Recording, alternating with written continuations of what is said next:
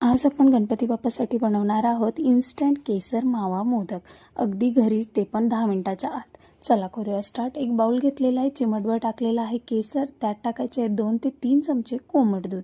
व्यवस्थित मिक्स करायचं आणि 2 मिनिटं साईडला ठेवायचं. लगेचच कढई ठेवायची, त्यात टाकायचं 1 कप दूध आणि 1 छोटा कप टाकायचा आहे मिल्क पावडर. त्याच कपाने टाकायचं आहे डेसिकेटेड कोकोनट.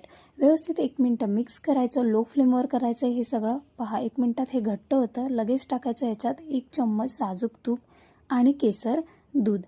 चिमटभर टाकलेली आहे वेलची. व्यवस्थित मिक्स करायचं, गॅसला करायचा बंद.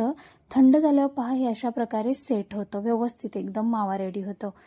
त्यानंतर घ्यायचं आहे आपल्याला इथे मोदकाचा मोल्ड आणि त्याला साजूक तुपाने करायचं आहे ग्रीस केल्यानंतर दोन्ही साईडला अशा प्रकारे आपला मावा जो आहे तो फिल करून घ्यायचा व्यवस्थित. मोदक करताना तुम्ही स्टार्टिंगला एक काडी